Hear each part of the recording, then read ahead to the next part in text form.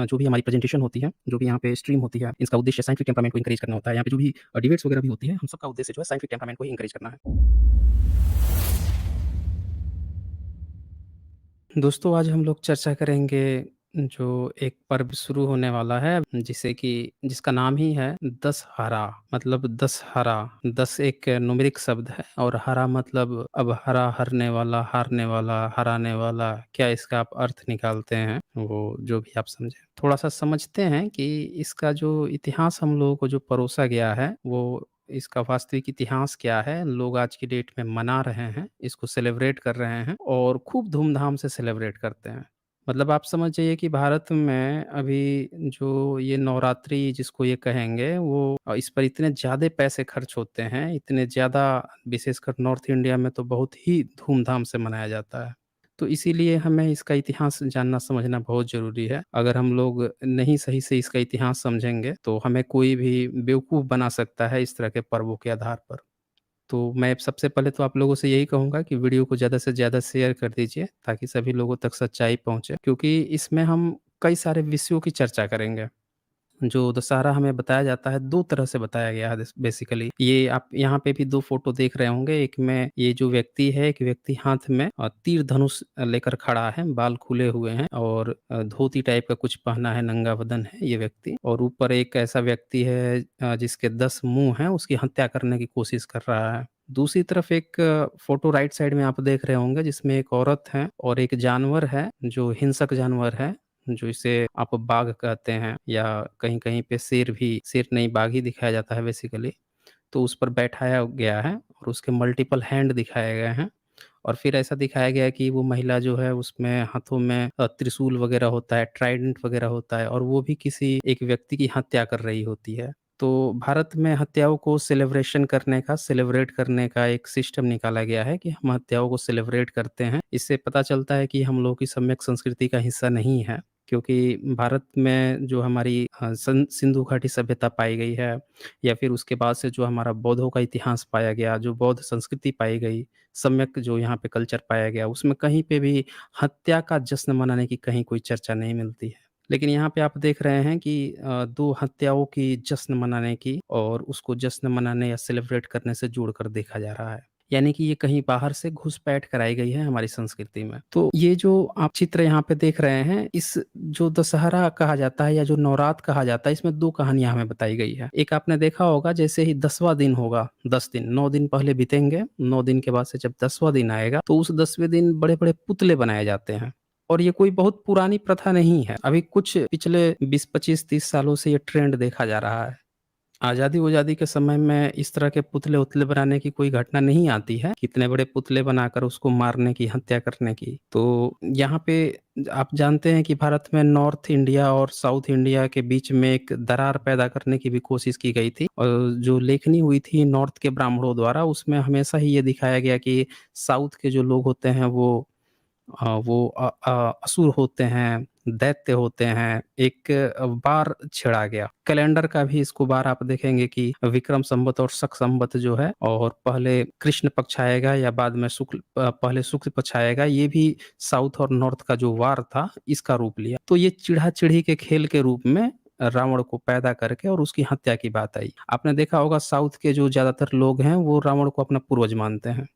तो जो अपना पूर्वज की मान रहा है और नॉर्थ वाला उनकी हत्या करवा रहा है। नॉर्थ वाला कह रहा है कि भई हमारा राम जो है वो नॉर्थ इंडिया में जन्म लिया और इसने जाकर तुम्हारे साउथ में हत्या करके आया उसकी।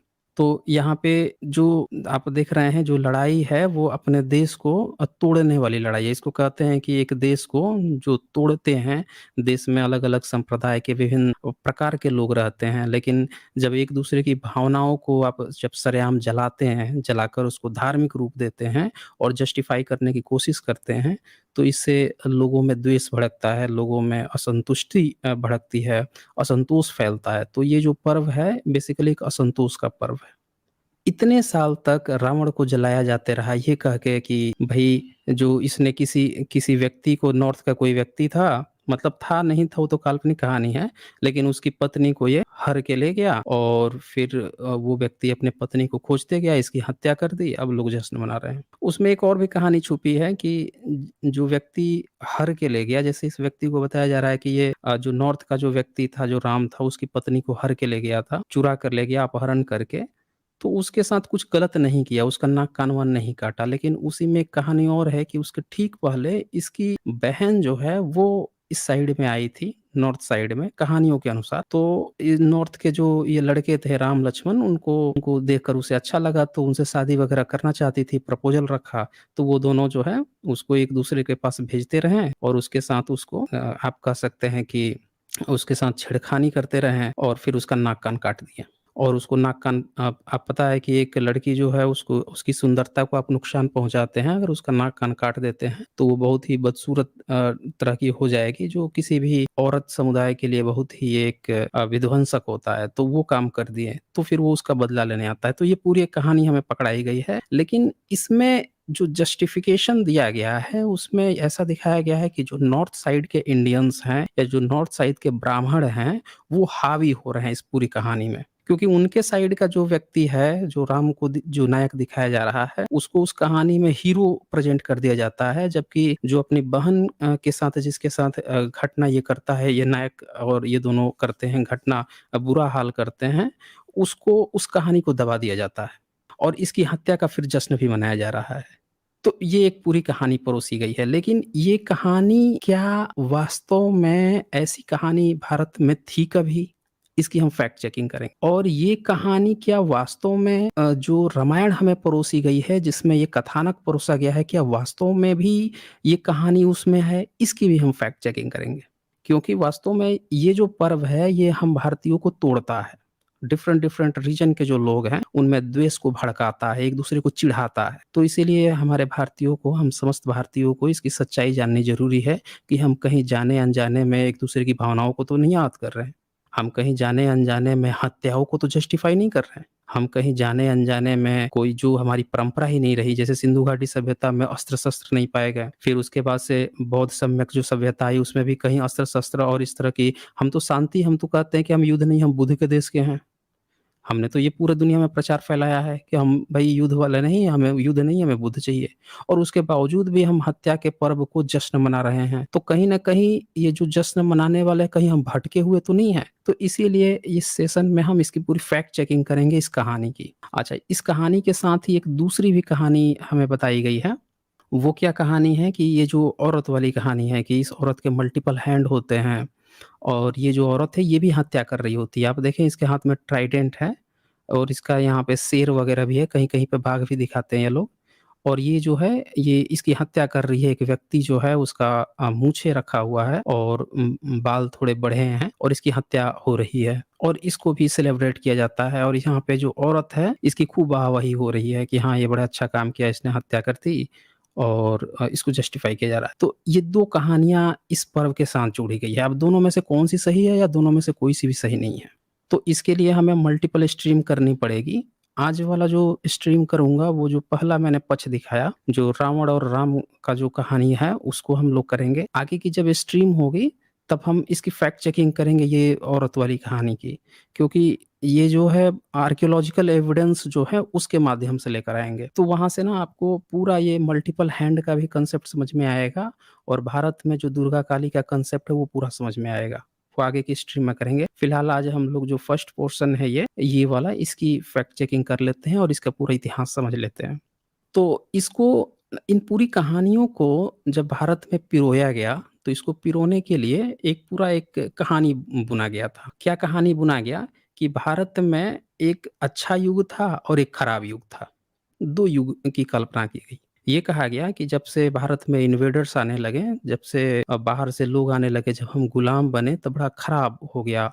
कली युग हो गया, मतलब काला युग आ गया, कली युग हो गया, ऐसा प्रचारित किया गया। और एक और बताया गया कि इससे पहले ना कृत युग हुआ करता था। कृत मतलब सत्य युग हुआ करता था। बड़ा अच्छा युग हुआ करता था, 2 कल्पनाएँ हुई और फिर बीच में ना राम और कृष्ण को फेमस करा दिया इन लोगों ने। इन्होंने क्या लिखा कि राम और कृष्ण जो हैं उनका भी एक युग था। तो बीच में 2 और युग डाल दिए गए कि राम का युग जो है वो था त्रेता युग और कृष्ण का युग था द्वापर युग। तो टोटल 4 युग बना दिए गए। ये चारों युग जो हैं ये लिखे गए हैं बाद में, काफ़ी बाद में बनाए गए। क्योंकि 14वीं 15वीं सदी में जब वेद लिखा जा रहा था, तब भी जो युग थे, उनकी बातें जुए की तरह होती थी। जुए के जो वो होते हैं, पासे होते हैं, 6 पासे होते हैं ना, तो उन पासों से रिलेटेड था। लेकिन अचानक से इन लोगों ने क्या किया कि इसको टाइम ड्यूरेशन में, कैलेंडर में फिट करना शुरू कर दिया, युग बना दिया इसको। तो वो भी हम इतिहास देखेंगे। अच्छा, यहाँ पे मेंबरशिप लिया है एडवोकेट आशीष वासनिक जी ने। बहुत-बहुत शुक्रिया आपका मेंबरशिप लेने के लिए एडवोकेट जी।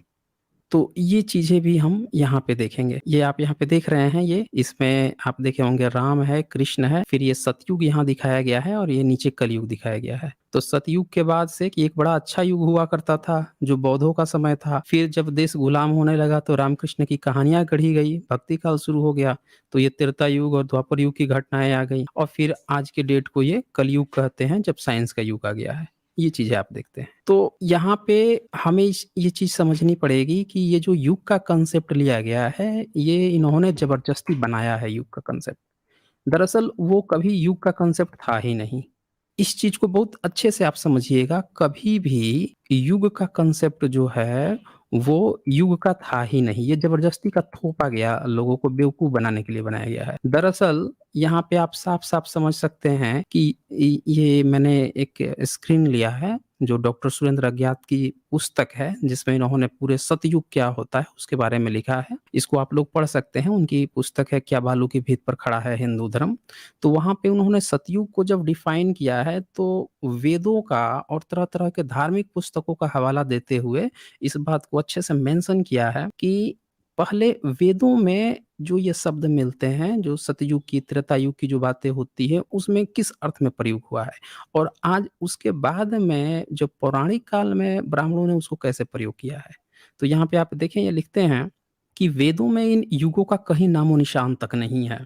वेदों में ये शब्द तो मिलते हैं, परंतु वहाँ इन अर्थ युगों के संबंध से न होकर धुत यानी कि जुए से संबंध है। जब जीते गए अच्छा जुआड़ी हुआ करते थे, आपको तो पता ही है, वेद में जुआ खेलने की बात है, जुआड़ी हुआ करते थे। तो वहाँ पे जो जुआ खेलता था ना, वहाँ पे जो पासे होते थे, उसमें ये शब्द प्रयोग होते थे। सतयुग, त्रेता युग, द्वापर द्वापर और ये कली, ये उसमें प्रयोग होता। किस अर्थ में प्रयोग होता था तो ये देखिए, जब जीते गए अक्षों पासों की संख्या 4 से विभक्त हो जाती थी। 4 से डिवाइड कीजिए, तो जब 4 से डिवाइड कीजिएगा और वो पूरी तरह से डिवाइड हो जाएगा। जब पूरी तरह से डिवाइड हो जाएगा तो आप क्या कहेंगे कि ये सत्य है। क्या है ये? सत्य है। सत्य मतलब डिवाइड हो गया पूरी तरह से 4 से। 4 आया, 4 से 4 में डिवाइड कर दीजिए, क्रॉस हो गया पूरा, कुछ भी नहीं बचा। तो क्या कहेंगे? सत्य आया। और अगर मान लीजिए कि 3 आया और आपने 4 से डिवाइड किया, तो डिवाइड होगा ही नहीं, 3 ही शेष बचेगा। तो जब 3 बचा या उससे भी मल्टीपल पासे हैं और डिवाइड करने पर, जैसे 11 आया, संख्या 11 आई, 4 से डिवाइड किए, तो 4 से डिवाइड किए तो कितना आएगा? 8 और फिर 3 शेष बचेगा। तो जब 3 शेष बचेगा तो 3 को ये क्या कहते थे? त्रेता, कि ये जो ना त्रेता की संख्या है। जब 2 बचता था, जैसे 10 है या 6 है, जब 4 से आप डिवाइड करेंगे तो 2 बचेगा तो उसको कहेंगे कि द्वापर है। और जब 1 बचे, जैसे 5 है, उसको जब 1 से डिवाइड कीजिएगा तो उसको आप क्या कहेंगे कि यहाँ पे 1 बचा है, यानी कि ये कलयुग है। ये चीज़ होती थी। तो यहाँ लिखते हैं यदि विभाजक संख्या 5 होती थी तो कुछ भी शेष न बचने पर कली, 4 बचने पर कृत, 3 बचने पर त्रेता और 2 बचने पर द्वापर होता था। देखें वैदिक कोश संपादक डॉक्टर सूर्यकांत, बनारस हिंदू विश्वविद्यालय, प्रकाशन पृष्ठ 3। उस पेज ये डिक्शनरी है, डॉक्टर सूर्यकांत बनारस हिंदू विश्वविद्यालय के प्रोफ़ेसर हैं, उनका जो वैदिक शब्दकोश है उसमें आप साफ-साफ देख सकते हैं। वहाँ पे इन्होंने मेंशन भी किया है। इसी तरह से और भी इन्होंने जो धार्मिक किताबें हैं, उनके आधार पर भी ये चीज़ दिखाया है कि इन पासों में कृत जात्मक यानी विजयी करने वाला था और कली परायात्मक, कली जो है हारने वाला था, अकृत यानी सत जो है वो जीतने वाला माना जाता था। यद्यपि अथर्ववेद मतलब 7th जो मंडल है, 114 सर्ग 1 मंत्र और शतपथ ब्राह्मण का 5th जो मंडल है उसका 4th सर्ग का 4 और 6 जो मंत्र है, से संकेत मिलता है कि कभी कली भी जयात्मक समझा जाता था। पहले कलि भी ज्यात्मक समझा जाता था, तथापि बाद में ग्रंथों में कृत के ही जयात्मक होने के प्रमाण मिलते हैं और बाद में कृत मतलब सतयुग को ही जयात्मक जीतने वाला बताया गया। तो इस तरह से करते हुए इन्होंने बाद में धीरे-धीरे इसको रूप बना दिया युग के रूप में। तो यहाँ से आप साफ-साफ देख सकते हैं कि ये चाहे त्रेही ब्राह्मण क्यों ना हो, उसमें भी जो ये शब्द हैं सतयुग, त्रेता युग, द्वापर युग, ये सब का प्रयोग हुआ है एक जुआरियों के पासे की तरह और बाद में इन लोगों ने इसको युग में कन्वर्ट किया है मुस्लिम शासन काल में। यहाँ से आप साफ-साफ देख सकते हैं अंग्रेजों के कालखंड में, मुस्लिमों के कालखंड में किस तरह से वेदों के ही शब्द का वेद में मैं बार-बार कहता हूँ कि वेद तो भारत का है नहीं, कहीं और से चुराया गया है, कहीं और से कॉपी पेस्ट किया गया है। लेकिन इनको हर चीज़ बुध से पहले दिखाना था, तो वेद में जिसका अर्थ कुछ और निकल रहा हो, फिर भी उसका अर्थ ये ज़बरदस्ती कुछ और निकाल के दिखा देते थे कि हम बुध से पहले के हैं। अब उसमें वेद में इतने ब्राह्मण वगैरह में या उपनिषद वगैरह में ये यहाँ पे इतरे ब्राह्मण में भी देखिए क्या लिखा है, सोया हुआ व्यक्ति कली नामक अभागे पासे की तरह है। देख रहे हैं? यहाँ पे भी पासा की बात रही है जुआ। तो इन किताबों में जुआ पासे की बात आ रही है। ये उपनिषद छांदोग्य उपनिषद में भी यहाँ पे आया हुआ है कृत का और शंकराचार्य 8वीं शताब्दी ने लिखा है, नहीं लिखा है शंकराचार्य ने, ये 14वीं 15वीं सदी में मध्वाचार्य ने लिखा है शंकराचार्य के नाम पे। तो वो भी वहाँ पे भी ये लोग पासे की ज़िक्र करते हैं कृत, सतयुग वगैरह का। तो यहाँ से साफ-साफ देख रहे हैं कि उस समय तक भी 14वीं 15वीं सदी तक भी जो वेद या वेद से रिलेटेड उपनिषद वगैरह ये जितनी भी किताबें थी, इनमें इसका अर्थ क्या था? तो जुआ था, जुआड़ी लोगों का ये खेल था और इन लोगों ने उसके बाद से इसको चूँकि बुध से पहले अपने को दिखाना था, तो राम कृष्ण को पुराना दिखाना था क्योंकि इन्होंने तो बनाया सब मुस्लिम शासन काल में। सारा गपोड़ लीला उधर ही हुई है। बौद्धों की सारी किताब का वहाँ ब्राह्मणीकरण हुआ है। तो इन्होंने एक झूठा बात पब्लिक को दिखा दिया कि हमारे यहाँ ये 4 तरह के युग होते हैं, सतयुग होता है, त्रेता युग होता है, द्वापर युग होता है और इतने-इतने साल पुराने होते हैं और इतना साइक्लिक चलता है, ताकि ये आसानी से त्रेता युग में राम को दिखा सकें, काल्पनिक रामायण को दिखा सके कि ये बहुत पुराना है, त्रेता युग का है, इतना साल पुराना है और कृष्ण भी बहुत पुराना है क्योंकि वो द्वापर युग का है। तो ये पूरा का पूरा जो खेल जो है, ये मुस्लिम शासन काल में लिखा गया है, क्योंकि शंकराचार्य के नाम पर जब मध्वाचार्य जो है 14वीं 15वीं सदी में किताब लिख रहा है, तब भी वो उपनिषद तक का भी अनुवाद में ये यहाँ पे देखिए जुआ पासे की बात चल रही है। तो ये यहाँ पे एक पॉइंट था। अब जो दूसरा पॉइंट है, वो क्या है कि इन लोगों ने ये मैं सिर्फ़ इसलिए दिखा रहा था क्योंकि जब भी राम और कृष्ण की जब बात आती है या रामनवमी वगैरह की बात आती है, तो ये तुरंत इस चीज़ को जोड़ते हैं त्रेता युग से, पुराना दिखाने के लिए और फिर कहेंगे त्रेता युग में ही रावण था और राम ने जाकर वहाँ पे वध कर दिया। तो यहाँ से आपने देख लिया होगा कि जिसको ये पुरानी किताब मानते हैं, जो ये सबसे अपनी ऑथेंटिक मानते हैं, उपनिषद और वेद, वहाँ पे युगों का मतलब जुआ खेलने की बात हो रही है, युग से कुछ भी लेना-देना नहीं है। यानी वो कांसेप्ट त्रेता युग वाला कि त्रेता युग में राम और रावण था और वहाँ पे जाकर वध किया, वो कहानी ही पूरी तरह से गपोड़ हो जाती, पूरी तरह से गपोड़ साबित हो जाती। अब आते हैं इनके उन दूसरे क्लेमों पे जिसमें ये लोग ऐसा दिखाते हैं कि भई राम जो है उनका उससे लेना-देना है। जो राम है उसका दिवाली या फिर ये दशहरे से लेना-देना है। तो यहाँ पे चूँकि ये लोग दिवाली से भी रिलेटेड दिखाते हैं, लेकिन मैं इस चीज़ को इसलिए दिखा रहा हूँ कि राम जो दशहरे में ये लोग दिखाते हैं कि दशहरे में वध हुआ, वो बिल्कुल भी इससे मैच ही नहीं करता है। यहाँ पे वाल्मीकि रामायण, अग्निवेश रामायण और पद्म पुराण के पाताल खंड के अनुसार पंडित हरिमंगल मिश्र एमए ने अपनी कृति प्राचीन भारत के परिशिष्ट में रावण वध की तिथि वैशाख कृष्ण चतुर्दशी निश्चित की है। ये देखिए वैशाख महीने में। मैं ये इसलिए दिखा रहा हूँ कि ये जो ब्राह्मण लोग हैं, जो अपनी धार्मिक किताबों में जो इन्होंने गपोड़े लिख रखा है, उसी के आधार पर ये लोग तिथि निर्धारित करते हैं। तो इन्होंने रावण की हत्या की तिथि क्या निर्धारित की, ये लोग अभी मनवा रहे हैं ना दशहरा और जाकर अभी रावण जलाएँगे। लेकिन इनके ही जो ब्राह्मण लोग जो इनके रिसर्चर हैं, वो क्या बता रहे हैं, हरिमंगल मिश्र एमए, ये अपनी इनकी कृति है प्राचीन भारत, उसके परिशिष्ट में इन्होंने क्या तय किया है कि रावण वध की तिथि जो है बैसाख महीना, चैत वैशाख आपको याद है ना? चैत महीना कब आता है, याद है आपको?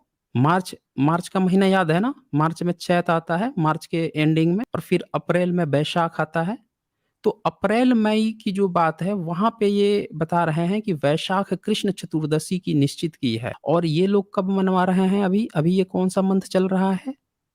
ये अभी मंथ चल रहा है सितंबर-अक्टूबर। तो ये सितंबर-अक्टूबर में ये लोग दशहरा मनवाते हैं, लेकिन ब्राह्मण ये हरिमंगल मिश्र क्या बोल रहे हैं कि धार्मिक किताबों कौन-कौन से? तो वाल्मीकि रामायण के अनुसार, अग्निवेश रामायण के अनुसार और पद्म पुराण के पाताल खंड, इन तीनों ही धार्मिक पुस्तकों के आधार पर ये पता चलता है कि रावण हत्या जो है उन काल्पनिक कहानी में भी वैशाख के महीने में हुई थी, न कि सितंबर-अक्टूबर में। यहाँ पे आप साफ-साफ देख सकते हैं। अच्छा, इसके बाद से पंडित महादेव प्रसाद त्रिपाठी ने अपनी पुस्तक भक्ति विलास में रावण वध का होना फाल्गुन सुदी एकादशी, ये फाल्गुन में, ये भी एक ब्राह्मण है, पंडित महादेव प्रसाद त्रिपाठी। तो त्रिपाठी क्या लिख रहे हैं भक्ति विलास में कि रावण वध जो है वो हुआ है फाल्गुन सुदी एकादशी में। फाल्गुन महीना कब आता है आपको याद है ना?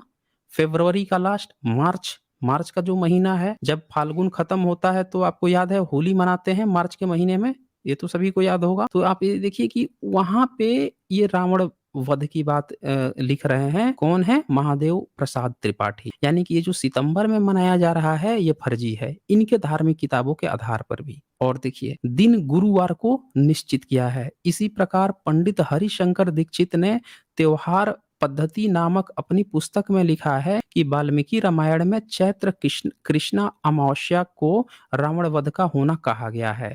तो वाल्मीकि रामायण में चैत्र कृष्ण यानी चैत के महीना यानी मार्च अप्रैल में ही रावण की हत्या की बात हो रही है। ये कौन लिखा है? हरिशंकर दीक्षित, ये भी ब्राह्मण है। और आप सभी जानते हैं कि भारत में जो किताबें लिखने का, विवेचन करने का, संस्कृत ग्रंथों को लिखने का हक सिर्फ़ ब्राह्मणों को है। ये आप सभी जानते हैं। यहाँ पे क्षत्रिय भी नहीं लिख सकता, वैश्य भी नहीं लिख सकता, शूद्र को तो पढ़ना ही लिखना नहीं है, औरत को पढ़ना लिखना नहीं है। तो अगर आप ब्राह्मणों की ही बात मानते हैं, तो यहाँ पे देखें ये सारे ब्राह्मण जो हैं, जो अपने को सबसे विद्वान कहते हैं, ये सब के सब मार्च में बता रहे हैं कि मार्च-अप्रैल में रावण वध होता है, यहाँ पे नहीं होता। यानी ये पूरी तरह से फर्जी कहानी, फर्जी दशहरा मनाया जा रहा है, जो सितंबर वाला अभी वाला जो मनाया जा रहा है दोस्तों। इनकी धार्मिक किताबों के आधार पर भी ये पूरी तरह से फर्जी है। अब ज़रा सोचिए आप लोग कि ये कितनी बड़ी धूर्तता है, ये कितनी बड़ी धूर्तता है कि जहाँ पे धार्मिक मतलब पूरी दुनिया में जैसे बाइबल को देखिए या कुरान को देखिए, वो भी अपनी-अपनी पुस्तक के अनुसार अपनी-अपनी चीज़ मनाते हैं।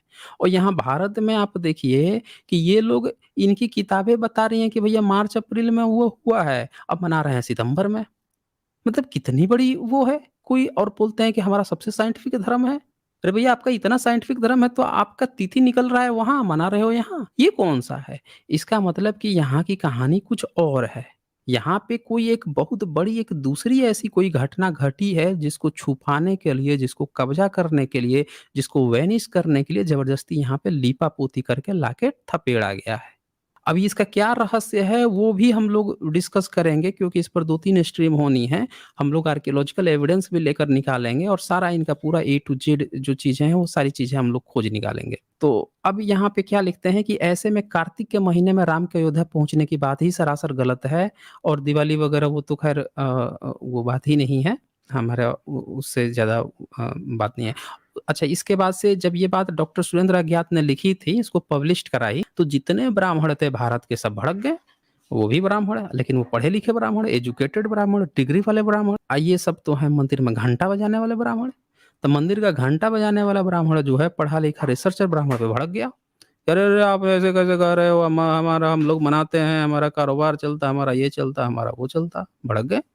तो फिर उन्होंने डॉक्टर सुरेंद्र अज्ञात जी ने फिर से इस चीज़ का पूरा एक किताब लिखी और पूरा ए टू जेड जो भी बातें थी उसको जस्टिफ़ाई करके क्या पूरा प्रूफ़ के साथ ये दिखाया कि कैसे वो लोग तो उन्होंने लिखा दिवाली का राम कथा से संबंध ही नहीं है। मतलब जो दिवाली पर उन्होंने लिखा लेकिन दशहरा भी आप देख सकते हैं क्योंकि ये लोग इनकी क्या कहानी थी कि जो दशहरा है उसमें रावण की हत्या होती है, हत्या करके सीता को आग उग में जलाते हैं, फिर विमान पे बैठ के सीधे वहाँ पे आ जाते हैं। पूरा मैं रामायण का वो किताब भी खोल के दिखाऊँगा अभी। यहाँ पे फिलहाल मैं उस प्रसंग को दिखा देता हूँ। कि जहाँ पे ये बातें आ रही हैं, तो इसमें क्या कहते हैं कि भारत धर्म महामंडल वाराणसी के महापदेशक पंडित श्रवण लाल ने, ये देखिए सारे पंडितों का ही मैं रेफ़रेंस दिखा रहा हूँ, इधर-उधर कहीं नहीं दिखा रहा हूँ। सारे ये ब्राह्मणों के जो रिसर्चर हैं उन्हीं लोगों के। तो ये श्रवण लाल ने व्रतोत्सव चंद्रिका नामक पुस्तक में पृष्ठ 161 से 169 दिवाली का लौकिक और शास्त्रीय विवेचन किया है। इसमें दिवाली के संदर्भ में राम का नाम एक बार भी नहीं आया है। मतलब वो कहानी ही पूरी तरह से गलत कर दी है उन्होंने कि इस कुछ जुड़ाव ही नहीं है। जो दशहरा, दिवाली आप लोग बोलते हो कि दशहरा में मार दिया, आके फिर दिवाली मना दिया यहाँ पे, वो कुछ भी उसमें मेंशन ही नहीं है, उसकी कहानी ही गायब है उसमें। वाराणसी से ही प्रकाशित एक अन्य पुस्तक व्रतोत्सव कौमुदी पृष्ठ 58 से 60 उसमें भी दिवाली की चर्चा से मूल में राम का कथानक की कोई बात नहीं है, जुड़ाव ही नहीं है, पूरी तरह से खत्म है। और देखिए, सनत कुमार संहिता भविष्योत्तर पुराण, मत्स्य पुराण, आदित्य पुराण, निर्णय सिंधु, कृत्य रत्नावली, बही पुराण, कालादर्श, ब्रह्म पुराण, वीर मित्रोदय आदि मध्ययुगीन ग्रंथों में जहाँ कहीं दिवाली या दीपावली की चर्चा है, वहाँ लक्ष्मी पूजन करने को कहा गया है। राम के अयोध्या वापस लौटने की घटना की छाया तक भी नहीं मिलती। मतलब आप समझ जाइए कि जब नहीं मिलती है, यानी कि उससे पहले जस्ट रावण का वध जो ये दिखाने का प्रयास करते हैं, वो भी कहानी ऑटोमेटिकली ऐसे ही गलत हो जाती है। ठीक है ना? वो भी ऐसे ही गलत हो जाती है। बिल्कुल यथार्थ बात है, जो लोग यह हठ करने लगे हैं कि उक्त कथा का दिवाली से अपरिहार्य संबंध है, वे वाल्मीकि रामायण का कोई ऐसा श्लोक प्रस्तुत करें जिसमें राम के अयोध्या वापस आने पर दिवाली जलाने की बात कही गई हो। वे किसी प्राचीन धर्मशास्त्र का कोई ऐसा आदेश भी प्रस्तुत करें जिसमें कहा गया हो कि राम ने अयोध्या लौटने के कारण दिवाली मनाई जानी चाहिए, या फिर कोई ऐसा श्लोक प्रस्तुत करें जिसमें यह दिखा दे कि राम ने जब रावण का वध किया तो दशहरा मनाया गया। ठीक है ना? ऐसे ही दिखा दे, तो नहीं मिलता है, इन्होंने ठोक के कहा है यहाँ। तो इससे भी आपको ये पता चल गया होगा कि ये कहानी ही पूरी तरह से फर्जी दिखाई गई है यहाँ पे कि किसी रावण का वध वगैरह हुआ था और वध करके फिर यहाँ पे दीपावली में पहुँचे थे, तो दिवाली मनाई गई थी। ये पूरी की पूरी दोनों कहानियाँ जो जोड़ के दिखाई जाती है, पूरी तरह से गलत है। अब सबसे ख़ास बात ये है दोस्तों कि ये तो हमने धार्मिक पक्ष देखा कि इन्होंने जो धर्म में लिखा है। अब मैं आपको एक ऐसी किताब का रेफ़रेंस दिखाने जा रहा हूँ, जो किताब भारत में 11वीं सदी में एक ट्रैवलर था, अल-बरूनी, वो भारत में आया और ये एकमात्र ऐसा ट्रैवलर था जिसने भारत के सारे पर्व त्योहारों के बारे में लिखा है। जितने भी पर्व त्योहार भारत में मनाए जाते थे, मतलब पूरा इसने कैलेंडर पर स्टडी किया था ना, पूरा कैलेंडर पे स्टडी किया था। तो इस बंदे ने चूँकि संस्कृत भी सीखा था और ट्रांसलेटर था, अरबी का संस्कृत, संस्कृत से अरबी में ट्रांसलेट करता था। तो इसने क्या किया कि जितने पर्व थे सबके बारे में लिखा। लेकिन सबसे ख़ास बात है कि इसने दशहरा का, नवरात्र का कहीं भी ज़िक्र नहीं किया।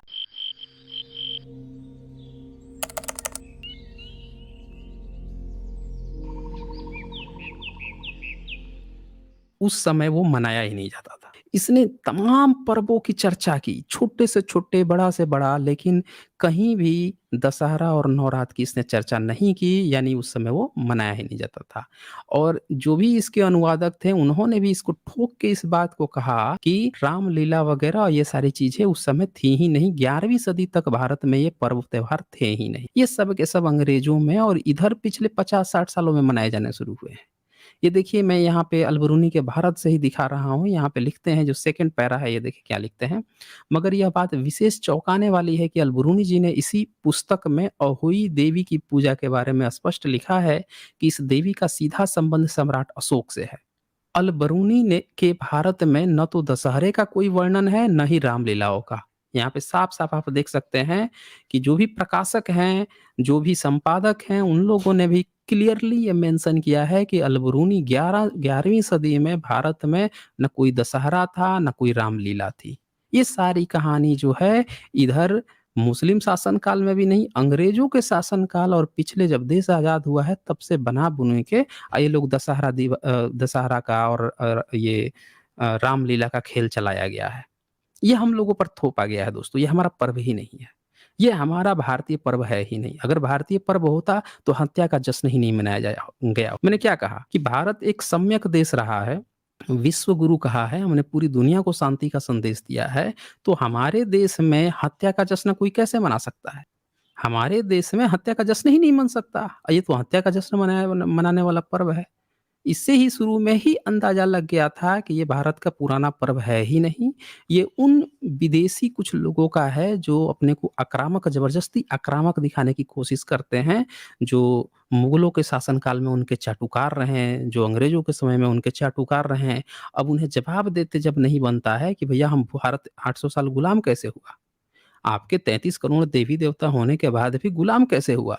तो ये इन सारी बातों को दबाने के लिए इस तरह-तरह के फर्जी त्योहार, आक्रामक त्योहार, हत्या के त्योहार लेकर आते हैं दिखाने के लिए कि नहीं हम बड़े आक्रामक लोग हैं, हम बड़े वैसे लोग हैं। जैसे साउथ की फ़िल्मों में होता है, हीरो जो है मार-धाड़ के, तोड़-ताड़ के रख देता है, तुरंत रख देता है। क्योंकि साउथ के लोग जो हैं नॉर्थ वालों के तुलना में तो सीधे शरीफ कहे जाते हैं। सीधे-साधे शरीफ तो कहे जाते हैं ना, साउथ में कहा जाता है कि भाई नॉर्थ वालों से तो कम ही भ्रष्टाचार होता है। होंगे उधर भी, लेकिन कम है। ये कहा जाता है कि साउथ के लोग थोड़ा ज़्यादा भोले-भाले होते हैं। ये बात सब लोग कहते हैं। लेकिन उनके फ़िल्मों में जो हीरो है, वो ज़्यादा बड़ा खतरनाक होता है भाई, तुरंत तोड़-फाड़ कर देता है, बड़ा बाहुबली निकल जाता है। तो ये काल्पनिक इमेजिनरी की जो कल्पना है ना, जो जितना कम है, वो उतना ज़्यादा दिखाने की कोशिश करता है। बस यही है भारत का ये रामलीला और दशहरा का त्योहार। हम 800 साल तक गुलाम रहे हैं। हमारे इतनी हिम्मत नहीं रही कि जो 2-2 सौ घोड़े लेकर आकर और 22 घोड़े और पता नहीं कितने 100 घोड़े लेकर आकर हमारे विश्वविद्यालयों को जला के चला गया, हमारे लोगों को मार के चला गया, हमारे गुलाम बना के रख लिया। 17-17 साल के लड़के घुस आते थे 100-100 घोड़े पर बैठ के। आप विश्वविद्यालय जला के चले जाते थे, देश गुलाम बना लेते थे, हम लड़ नहीं पाते थे। और यहाँ पे हम क्या दिखा रहे हैं कि हम जश्न मना रहे हैं, पता नहीं कौन से युग में कौन किसको मार के चला आया, तो हम उसकी हत्या का जश्न मना रहे हैं। इसी से पता चल जा रहा है कि ये फर्जी त्योहार है। तो यहाँ पे साफ-साफ लिखते हैं, स्पष्ट है कि अलबरूनी के बाद भारत के समय तक भारत के इतिहास में कुटिल ब्राह्मणों ने सम्राट अशोक के नाम को लगभग पूरी तरह पोंछ के रख दिया। मगर इस तथ्य से भी स्पष्ट होता है कि अलबरूनी के बाद ही देखें ये साफ-साफ लिखते हैं कि अलबरूनी के बाद किसी समय राम को कार्तिक अमावस्या के ऋतु पर्व से जोड़कर दिवाली का पर्व ब्राह्मणों ने हिंदू पर्व के रूप में गढ़ लिया। यानी कि अलबरूनी जब तक आया था, तब तक भारत में ऋतु पर्व जो बौद्धों का ऋतु पर्व मनाया जाता था अमावस्या कार्तिक अमावस्या को, उसको ब्राह्मणों ने मैंने क्या कहा था कि जो भी यहाँ पे थोपा गया है हमें, इसका असल कहानी किसी और का होगा और यहाँ पे ज़बरदस्ती ये हिंसात्मक चीज़ें जो थोपी जा रही हैं, यानी कि लीपा-पोती की जा रही है, किसी दूसरे का कब्ज़ा किया जा रहा है, उसको दबाया जा रहा है ओरिजिनल कहानी को। निकला भी यहाँ पे कि दिवाली में इन्होंने जोड़ के राम से दिखा दिया अपना कब्ज़ा करने के लिए, जबकि वो किसी और का ऋतु पर्व था। तो ये बातें आती हैं। अच्छा इसमें जो है और भी बहुत सारी बातें हैं इसका यहाँ पे कोई ज़रूरत नहीं है, तो मैं इसको नहीं मेंशन करूँगा। एक बात और यहाँ पे दिखाऊँगा कि अलबरूनी ने यहाँ पे जो लास्ट पैरा है इसमें देखिएगा इस पेज पे लिखता है कि अलबरूनी ने मूर्ति पूजा की प्रथा का उल्लेख किया है। उसका विचार था कि मूर्तियाँ निम्न श्रेणी के अनपढ़ और अज्ञानी लोगों के लिए थीं। यहाँ पे आप साफ-साफ देख सकते हैं अल-बरूनी ने क्या कहा कि जो निम्न श्रेणी के अनपढ़ और अज्ञानी लोग थे, उनके लिए मूर्तियाँ होती थी। यानी कि 11th सेंचुरी में भी मूर्तियों पर जो ब्राह्मण अगर ब्राह्मण उस समय उच्च था, तो इसका मतलब कि ब्राह्मणों का इसका मतलब मूर्ति का कब्ज़ा नहीं था। इसका तो मतलब यही हुआ ना। अगर ब्राह्मण कह रहा है कि 11वीं सदी में वो यहाँ पे था, सबसे उच्च था और अल-बरूनी के अनुसार उस समय की जितनी मूर्तियाँ थी, वो अनपढ़ और अज्ञानी लोगों के लिए थी, यानी ब्राह्मणों का उस पर कब्ज़ा नहीं होना चाहिए था। यानी पूरे मूर्ति महाविहारों पर कब्ज़ा 11वीं सदी के बाद ही ब्राह्मणों ने किया, जैसे पर्व त्योहारों पर किया गया है। इस चीज़ को समझने की ज़रूरत है। तो यहाँ पे ये बात थी। अब इसके बाद से मैं आप लोगों को अगर जो वाल्मीकि रामायण है वो अगर कोई देखना चाहे, जो युद्ध कांड है वाल्मीकि रामायण में, तो उसका सर्ग है 127वाँ सर्ग युद्ध कांड का और 128वाँ सर्ग, ये 2 सर्ग हैं। इसमें राम के जब राम लौटता है हत्या करके रावण की, तो वहाँ से इसमें मिलन की बात है। जैसे अयोध्या में श्री राम के स्वागत की तैयारी, भरत के साथ सबका श्री राम अगवानी के लिए नंदीग्राम में पहुँचना, श्री राम का आगमन, भरत आदि के साथ उनका मिलाप, पुष्पक विमान को कुबेर के पास भेजना, ये सारी यहाँ पे घटनाएँ आपको देखने को मिलेंगी। इसमें एक पॉइंट नोट करने वाली बात है कि इसमें कहीं भी दशहरे वगैरह की चर्चा नहीं है, ना दिवाली की चर्चा है दोस्तों। मतलब ये जो कहानी हम लोग को एक परोसी गई है ना कि राम भारत में लौट के आए हैं। जब हत्या किए थे 10वें दिन हत्या किए थे और फिर उसके 20वें दिन बाद यहाँ पे लौट के आ गए थे, तो यहाँ पे खुशी के घी के दिए जलाए गए थे। ये पूरी सरासर झूठ है। ये पूरा स्क्रीन आप देख सकते हैं, ये पूरा मैंने उठा के पढ़ा इसको, पूरा इनका युद्ध कांड पढ़ दिया उस सर्ग में। एक भी कहीं जगह किसी को मिल जाए कि जहाँ पे कहीं घी के दिए जग जलाए गए हों या कहीं भी कोई उसकी बात आई हो जलाने की, दिवाली मनाने की या दशहरा मनाने की, कहीं कोई चर्चा नहीं आई है। उल्टे यहाँ पे इस बात की ज़रूर चर्चा आ गई है कि राम जो है वो उसको आज्ञा दे रहा है विमान को, जिस विमान से आता है कि भैया तुम जो है यहाँ से चले जाओ, कुबेर के पास चले जाओ। और उसकी आज्ञा पाकर विमान उत्तर दिशा को लक्ष्य करके कुबेर के स्थान पर चला गया। ये भी लिख रहा है कि विमान चला गया। जैसे ही आप उत्तरकांड पढ़ेंगे तो फिर आप पाएँगे कि जब शूद्र का वध करना था, शंबुक का, तो राम जो है पुष्पक विमान पर बैठ के गया था खोजने के लिए। अब पुष्पक विमान को यहाँ से भेज भी देता है। फिर पुष्पक विमान भी उसके पास पता नहीं कहाँ से आ जाता है। रामायण में इतनी फ़ॉल्ट है, जब आप सीता वध पढ़ेंगे ना, सीता का अपहरण जब आप पढ़ेंगे, तो रावण जब सीता को अपहरण करके उठा के ले जा रहा था, तो उसका जो पुष्पक विमान था, उसको जटायु जो है मार के तोड़ देता है। तो पूरा उसका टूट-टाट के ज़मीन पे गिर जाता है। फिर वहाँ से रावण सीता को लेके चल देता है। कैसे लेके जाता है पता है? गोदी में उठा के उड़ के लेके चला जाता है। तो पुष्पक विमान वहीं टूट के गिर जाता है, रास्ते में ही, गोदी में उठा के सीता को लेके जाता है। राम इसी कारण खफ़ा था कि तुमको गोदी में कैसे लेके गया हूँ, इसलिए उसको जलवा देता है बाद में। तो इस चीज़ को आपको ध्यान देने की ज़रूरत है कि पुष्पक विमान पे कितनी डिफ़ॉल्ट है। पहली बार तो नष्ट हो गया, फिर दोबारा पुष्पक विमान कहाँ गया? क्या उनके यहाँ मल्टीपल मैन्युफैक्चरिंग फैक्ट्री थी क्या वो? फैक्ट्री थी वहाँ पे कि जो बार-बार पुष्पक विमान बन जाता था। और यहाँ पे जब राम भेज देता है उसको कि भैया अब तुम यहाँ से चले जाओ, मुझे पहुँचा दियो कुबेर के पास, तो फिर जब शंभू का वध करने जाता है तो फिर पुष्पक विमान पर बैठ के कैसे खोज रहा होता है उसको? ये उत्तरकांड में दिया हुआ है दोस्तों। तो इसमें बहुत सारी फ़ॉल्ट है, लोग फ़ॉल्ट पे इसकी चर्चा नहीं करते हैं, लेकिन मैंने यहाँ पे आपको, चूँकि मैं खोज रहा था कि कहीं मुझे एक शब्द मिल जाए, लेकिन कहीं नहीं मिला। है ही नहीं तो मिलेगा कहाँ से? पूरा ये 128वाँ सर्ग है, इसमें पूरा उठा के आप देख लीजिए, एक जगह कहीं चर्चा नहीं मिलेगा कि कहीं पे राम आया हो और लोगों ने घी के दिए जलाए हों। उल्टे ये ज़रूर मिल जाएगा कि हर जगह ब्राह्मण की वाहवाही मिल जाएगी। जैसे इसमें देखिए 128वां सर्ग का 73-74 जो श्लोक है उसका अर्थ देखिए। महाराज श्री राम ने उस समय पहले ब्राह्मण को 1 लाख घोड़े, उतनी ही दूध देने वाली गौवें तथा 100 सांड दान किए। अब ये बताइए कि ब्राह्मणों को सांड की क्यों जरूरत पड़ती थी? गाय 1 लाख घोड़ा ले गए, घोड़े की उनको क्या ज़रूरत थी? लड़ना-वड़ना तो था नहीं उनको। उनको लड़ाई पे तो जाना नहीं था, तो घोड़ा लेके क्या करते थे वो? तो ये ऐसे धूर्ततावश चीज़ें यहाँ पे आपको देखने को मिलेंगी जो आपके दिमाग से परे हो जाएँगी। क्या लिखता है कि पहले ब्राह्मणों को 1 लाख घोड़ा। अरे भैया तुम वहाँ से आए हो तो इसमें ब्राह्मण को क्यों घोड़ा दे रहे हो? जो गरीब है उसको दोगे ना। जो औरतें हैं पढ़ती-लिखती नहीं, उनके लिए स्कूल, हॉस्पिटल वगैरह खोलोगे ना। तो ये क्या कर रहा है, 1 लाख घोड़ा ब्राह्मण को दे रहा है। उतनी ही दूध देने वाली गौएँ, भैया 1 लाख जो है दूध देने वाली गाय भी ब्राह्मण को दे दे रहा है। 1 लाख ब्राह्मण होंगे उसके जगह पे, छोटे से जगह पे, उन्हीं को दे दिया गाय। और सुनिए 100 साँड़ भी दे दिया। मतलब साँड़ 100 दे देने का तो मतलब ही नहीं समझ में आता है। 1 लाख गाय दो और 100 साँड़ भी दे दो, ये क्या मतलब है? फिर इसके बाद है श्री रघुनाथ जी ने 30 करोड़ असरफिया, ये देख लीजिए असरफिया दे दिया। 30 करोड़ असरफिया तथा नाना प्रकार के बहुमूल्य आभूषण और वस्त्र ब्राह्मणों को बाँटे। लड़ाई हो रही थी तो एक भी ब्राह्मण दिखाई दिया था इनको? जब लड़ाई रावण से हो रही थी, एक भी ब्राह्मण दिखाई दिया था इनको? बंदर भालू जंगल से गए थे लड़ने के लिए। तो ये पूरी जो है ना स्पाइडरमैन, बैटमैन वाली जो कहानी होती है वही है। पूरा किताब उठा के देख लीजिए, ना कहीं दशहरे का ज़िक्र मिलेगा और ना कहीं पे दिवाली का ज़िक्र मिलेगा। और ये सुन लीजिए इसमें एक और कहानी 106 जो श्लोक है, 130वां जो सर्ग है युद्ध कांड का, उसका 106 श्लोक सुनिए। भाइयों सहित श्रीमान राम ने 11,000 वर्षों तक राज्य किया था। सुन लिया आपने? कितना साल बता रहा है ये? कितना साल राम ने राज्य किया था? एक बार जोर से बोलिए साथियों, कितनी बार, कितने साल तक राम ने राज्य किया था?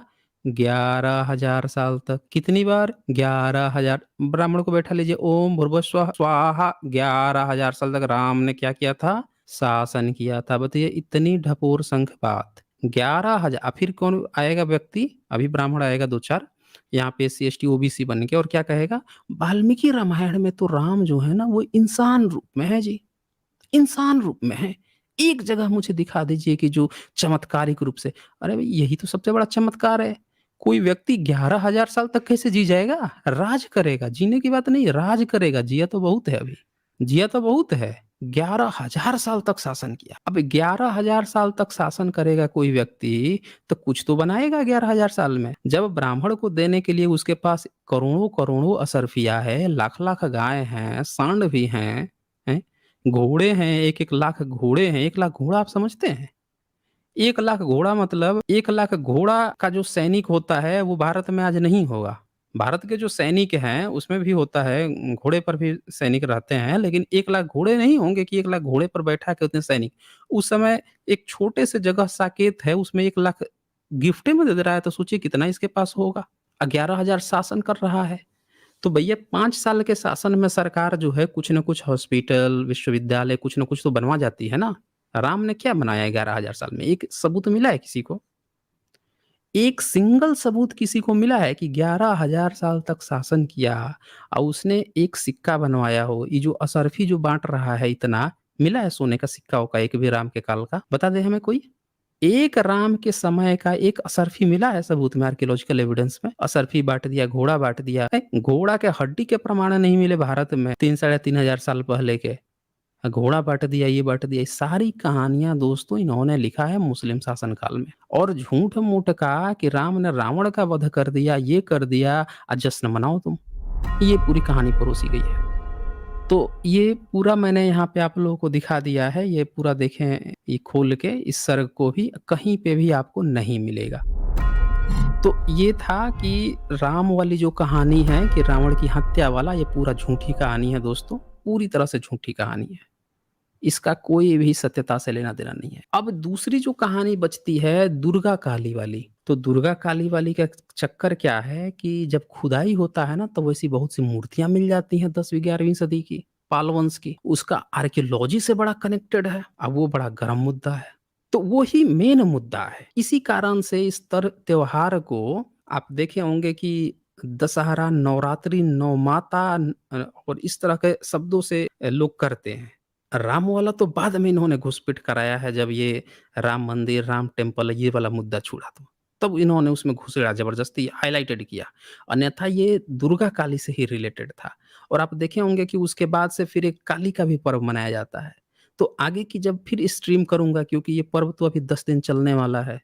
तो इस बीच में ये वाला पोर्शन लेकर आऊँगा, दुर्गा काली वाला, और उसके आर्कियोलॉजिकल एविडेंस लेकर आऊँगा और फिर उसका कनेक्शन आप लोगों को दिखाऊँगा मैं कि कहाँ से इसका कनेक्शन है, कैसे इसका ब्राह्मणीकरण किया गया है। और उसमें एक और घटना आती है कि बंगाल में एक कहानी प्रचलित है कि जब भी जब दुर्गा वगैरह की जब मूर्ति वगैरह बनाते हैं, तो वहाँ पे कहते हैं लोग कि वेश्याएँ जो होती हैं, उनसे मिट्टी लेते हैं। उसकी क्या कहानी है? उस पे भी हम लोग चर्चा करेंगे। और मैं बंगाल से अगर कोई जो दर्शक हो, साथी हो, जो सुन रहा हो, जो इस पर प्रकाश डालना चाहें, बताना चाहें इसकी इतिहास, अगर उनके पास कोई ऑथेंटिक सोर्स हो, तो उनका भी स्वागत है, वो भी आकर इस पर अपनी बात रख सकते हैं।